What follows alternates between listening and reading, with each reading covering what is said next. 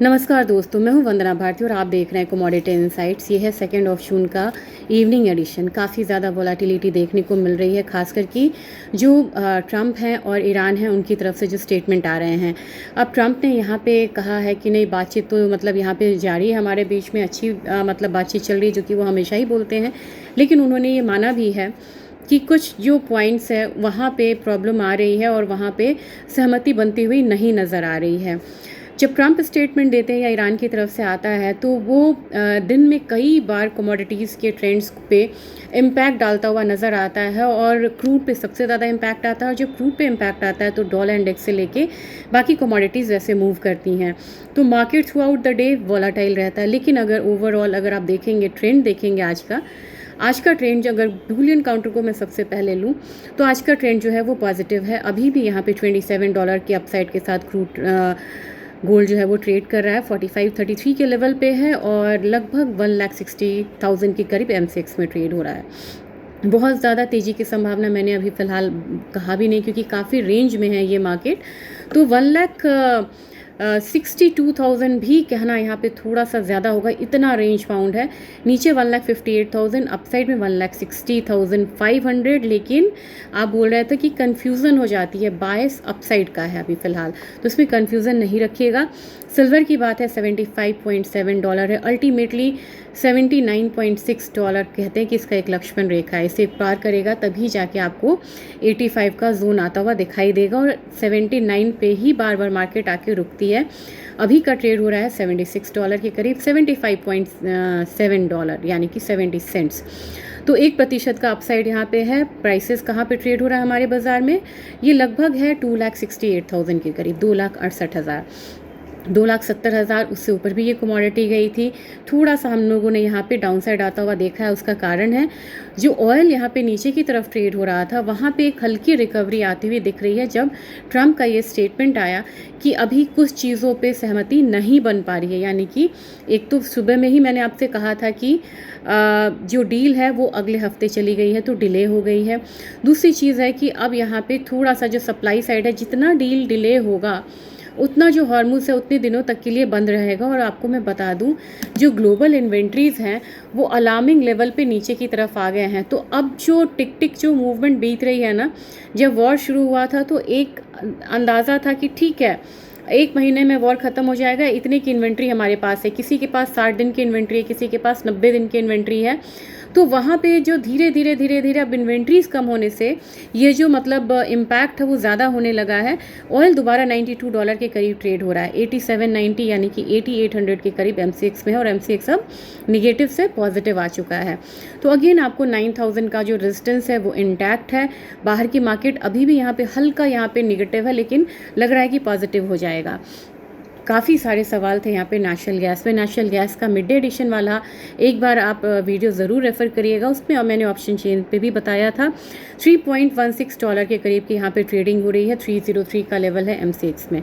काफ़ी लोगों का जो लेवल्स है वो मुझे जहाँ तक याद है आपने लिखा था 321 का, 311 का, 312 का, ये लेवल्स है जहाँ पे कि आप बाय साइड में ट्रैप हैं।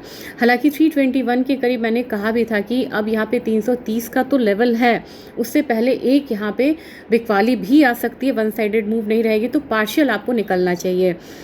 वही चीज़ है। अब यहाँ पे आप कहेंगे कि कितना लेवल आ सकता है नीचे में, क्योंकि काफ़ी सारे कंसर्न सिर्फ एनजी को लेके आए। मुझे लग रहा है कि 300 से नीचे अगर आती है, आज की क्लोजिंग बड़ी इंपॉर्टेंट है, फिंगर क्रॉस कि अगर यहाँ पे 305 से ऊपर की क्लोजिंग होती है तो अगेन आपको एक अपसाइड जो है वो रिज्यूम हो सकता है। थोड़ा सा अगर यहाँ पे नीचे की तरफ मार्केट मूव होती है, क्योंकि यहाँ पे मिक्स ट्रिगर्स हैं, 295 का लेवल आता हुआ आपको दिखाई दे सकता है नेशनल गैस में। लेकिन अभी फ़िलहाल फिर से मैं कह दूं, डाउनसाइड लिमिटेड है, अपसाइड पोटेंशियल यहाँ पे ज़्यादा है। 295 तक अगर डाउनसाइड है तो अपसाइड मुझे 325 तक लग रहा है और रिस्क रिवॉर्ड रेशियो यहाँ पे फिर से बढ़िया ही है। अब आएंगे हम बेस मेटल काउंटर में। बेस मेटल काउंटर में 395 के करीब एल्यूमिनियम आ रहा है। मेरे ख्याल से 410 420 कुछ भी आ सकता है, लेकिन इसमें भी आपको नेचुरल गैस की तरह ट्रैप नहीं होना है। तो फिर एक बार आप यहाँ पे निकलिए। मुझे लग रहा है कि 397 तक एक कमोडिटी आएगी और 400 जो है वो एक साइकोलॉजिकल लेवल है, उससे पहले एक करेक्शन दिखाती हुई नज़र आएगी। तो यहाँ पर आपको बचना चाहिए। अब डाउन साइड आप बोलेंगे कहाँ तक आ सकता है।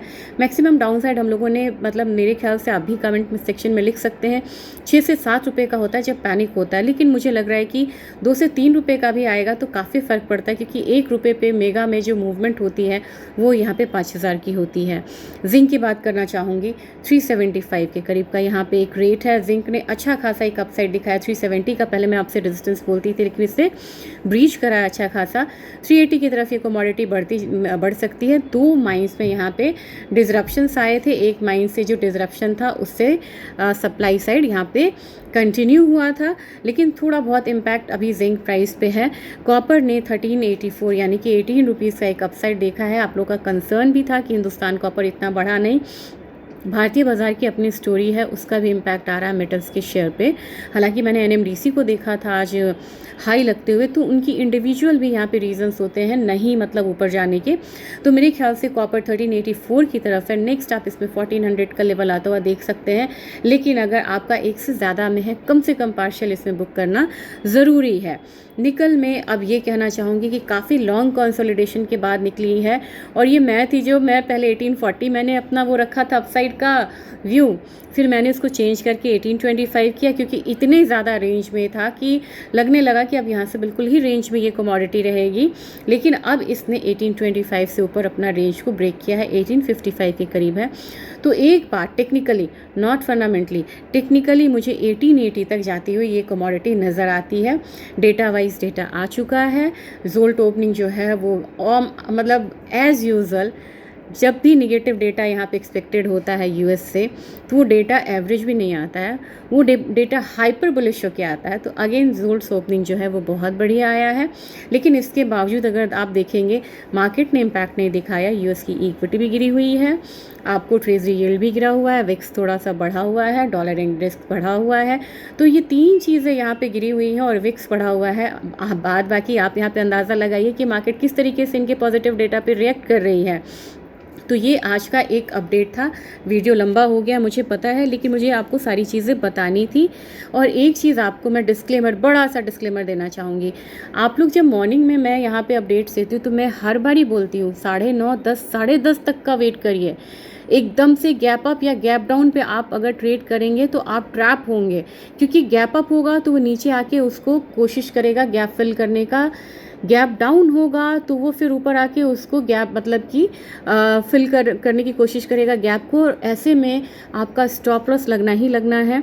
अगर बहुत स्ट्रॉन्ग मतलब ट्रेंड होगी, जैसे गोल्ड सिल्वर में हम लोगों ने आता हुआ देखा था, क्रूड में, तो वो फिर आपको गैप फिल करने नहीं आएगा। लेकिन इंट्राडे में ये मोमेंटम बनता है कि अगर गैप अप गैप डाउन है तो थोड़ा बहुत भी नीचे की तरफ फिल करने की कोशिश को ज़रूर करता है। तो आपसे यही सलाह रहेगी कि बिल्कुल मार्केट ओपन होते ही आप लोगों को ट्रेड नहीं करना चाहिए, और अपना ट्रेड जो है रिसर्च बेस्ड ले, और ब्लाइंड मतलब ट्रेड अभी ना करें, खासकर ऐसी मार्केट में जब ये मार्केट दिन में 2 बार 3 बारी अपनी जगह से पलटती है। ये मैं नहीं पलट रही, ये ट्रम्प के स्टेटमेंट पलटते हैं जो कि मार्केट को इस तरीके की मूव देते हैं। तो आप अपने फ़िलहाल आपकी किस कमोडिटी में पोजीशंस ओपन है ये ज़रूर एक बार शेयर करिएगा। Thank you.